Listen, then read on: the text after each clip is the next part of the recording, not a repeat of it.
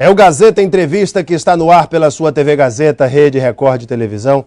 Eu agradeço a Deus pela vida, pela saúde e pela oportunidade de estar aqui com vocês, batendo um papo com os nossos convidados. Muito obrigado pela sua audiência na capital e também nos municípios do interior. Hoje Rio Branco comemora 129 anos de fundação, desde a vinda de Newton Maia nos vapores do Ceará para montar a volta da empresa na beira do Rio Acre e criar o primeiro núcleo urbano com a Casa Niemeyer, depois com a fundação aqui dos primeiros bairros. Rio Branco comemora hoje 129 anos de sua fundação. Parabéns à capital mais bonita da região norte. Parabéns para todos os riobranquenses. Estamos todos muito felizes. Quero dar uma dica aqui do Supermercado Araújo para você. Olha só, o Supermercado Araújo tem um horário especial neste final de ano, porque no dia 31, na véspera da virada, as lojas vão fechar mais cedo. Você que está acostumado a ir para o Araújo até às 10 da noite, às 22 horas, no dia 31, o Araújo fecha às 21 horas, ou seja, às 9 da noite. E no dia 1º, todas as lojas do Araújo estarão fechadas para balanço. Fique atento ao horário de final de ano.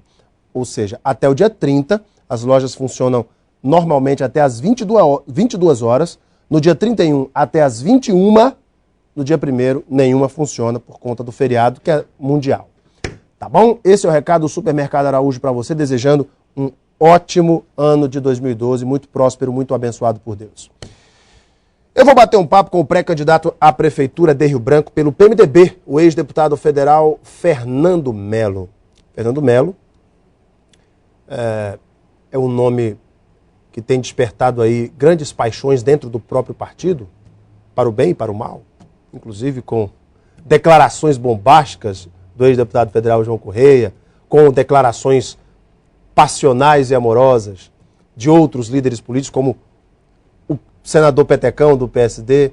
Como é que Fernando Melo tem visto seu nome sendo ventilado de tal forma? Inclusive, porque hoje o PMDB decidiria oficialmente que Fernando Melo é o seu pré-candidato, não haveria mais disputa interna. Isso numa reunião que seria realizada ali na chácara Boicagão, de propriedade do senador Petecão. Muito boa noite, deputado, tudo bem? Boa noite, tudo bem, Alain? O senhor esteve na chácara Boicagão hoje? Tive. Foi realmente a sua apresentação oficial, não? Não, isso é uma especulação. Na verdade, tivemos reunidos com a família do PMDB, mais ampliada. No meu discurso hoje à tarde, falei que eu semanalmente estou com a cúpula do PMDB, reunido na sede do partido. E hoje foi uma oportunidade da gente estender um pouco mais dessa família, onde tinha mais PMDBista conversando, juntamente com o nosso anfitrião, que é o senador Sérgio Petecão, que nos recebeu na sua fazenda, na sua chácara Boicagão. Aliás, é um nome muito pitoresco. Um nome pitoresco, né, que foi tipicamente petecônico.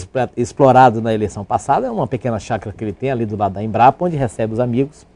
E o que aconteceu foi isso. Não teve lá também os membros do PSD, mas também tiveram membros do PP. Pré-candidatos a vereadores tiveram. O Luiz Calixto esteve lá. Do PSL. Pessoas importantes que fazem política. João Correia estava lá? Não, João Correia não faltou ainda. Né? Não estava? Não estava. Mas estavam lá figuras históricas do PMDB, como o Maurício Sérgio, como o Wellington Melo, como Armando Dantas, como Pada, como Sérgio. Ou seja, a família PMDB que faz o partido sobreviver e está ativamente durante esses anos todos lá reunido. Então foi uma família, foi uma reunião da família PMDB. Não teve nada de unção oficial de Fernando Melo. Não tem, na verdade. O partido vai para prévias mesmo? Ou o senhor já está sacramentado? Acho que naturalmente devemos ir. É um partido democrático, já que tem dois, além do meu nome, tem mais dois outros candidatos, o vereador Rodrigo Pinto e o ex-deputado João Correia. É natural que a gente vá lá, né, fazer essa disputa interna, democrática, importante.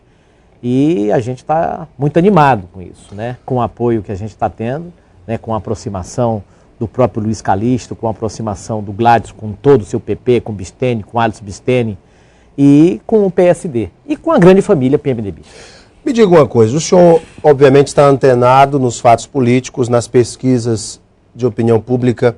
Recentemente o jornal A Tribuna, através do Instituto Data Control, publicou duas pesquisas. Uma primeira sem o nome da deputada Perpétua Almeida e a segunda já com o nome dela. Na primeira o senhor teve 9,2% ficando na terceira colocação. Na segunda o senhor teve 7%.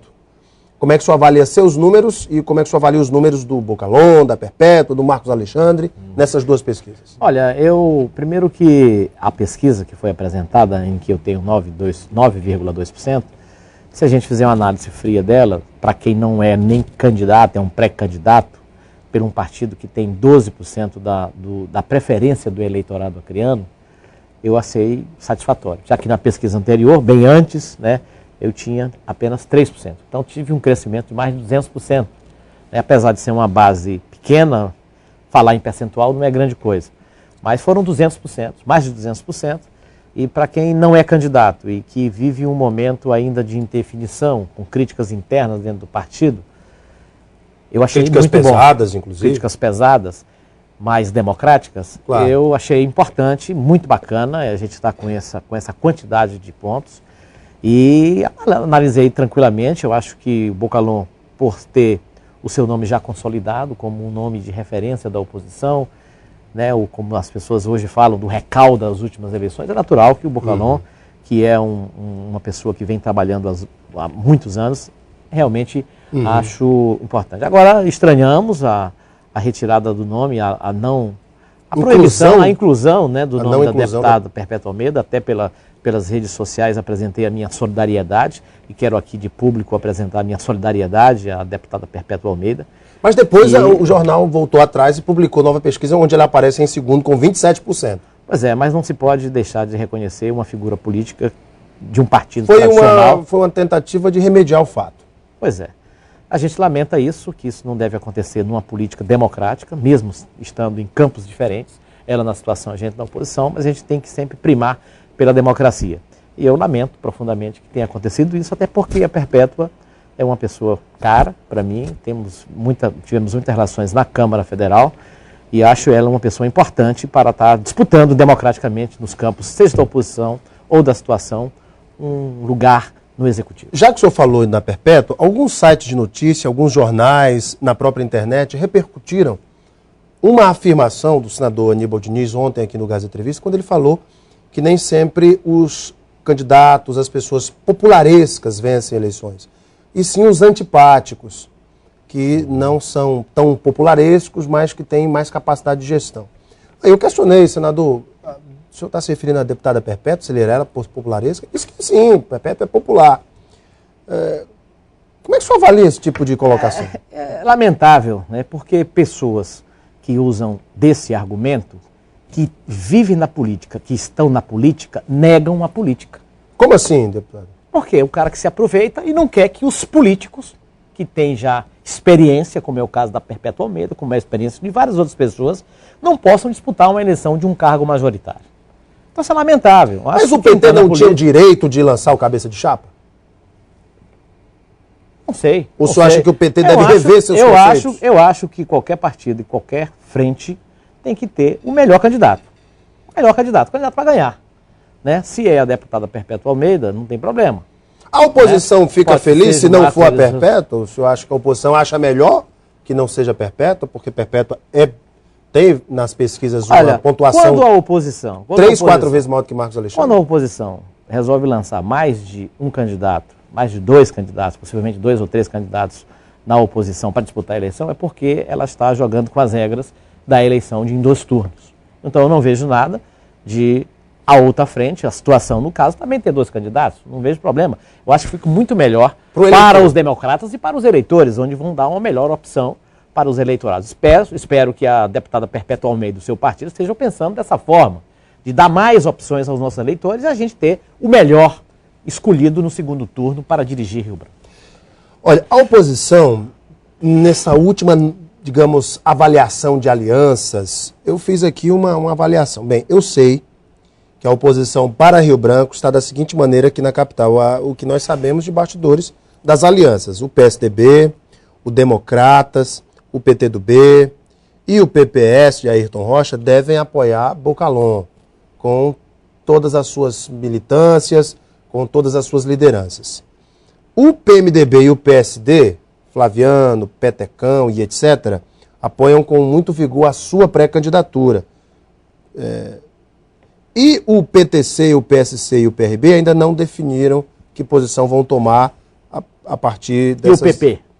O PP é o fiel da balança, que pode entrar forte nessa aliança do Democratas, PSDB, PTB e PPS. Embora PMDB e PSD dizem que lá em Brasília, Petecão, Flaviano e Gladson conversam muito sobre apoiar a sua candidatura. E aí, já que o senhor tocou no assunto, é verdade? Eu tenho uma estreita relação com o Gladson, uma estreita relação com o Bisteni e com o Alisson Bisteni, agora estou me aproximando mais, e estamos conversando democraticamente. O Gladson Cameli já tem uma posição definida, ele está na oposição, isso já está claro para todo mundo, e ele fala que quer definir isso, possivelmente o partido dele possa até lançar um candidato ou vir somar forças.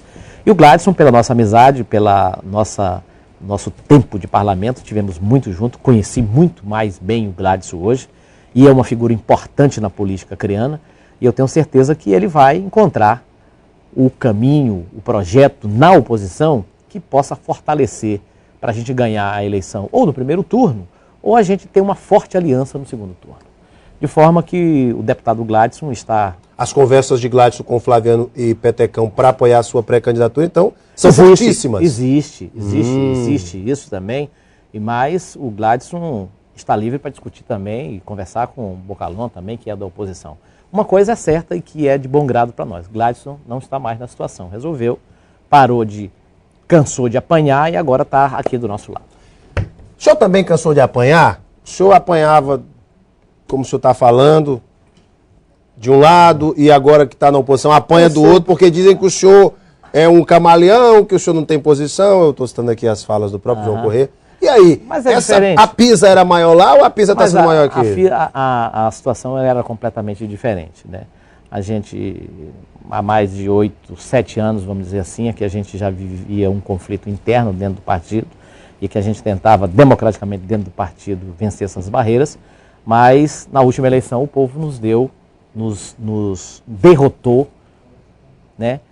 Por estar nesse partido. Muitas pessoas deixou de me apoiar e de votar em mim por ser do PT e por ser da Frente Popular. E isso a gente já vinha sido avisado por amigos há muitos anos, mas a gente precisou provar nas urnas que o povo me quer na política, mas não me queria mais do lado do PT e do lado da Frente Popular. Vamos falar de um tema polêmico, mas eu vou dar uma paradinha para o intervalo. A reversão do Saerb gera muita polêmica. Teve a sessão extraordinária da última segunda-feira com jogos de bastidores, com cooptações, com várias situações de bastidores para que aquela votação se realizasse e aquele resultado fosse obtido.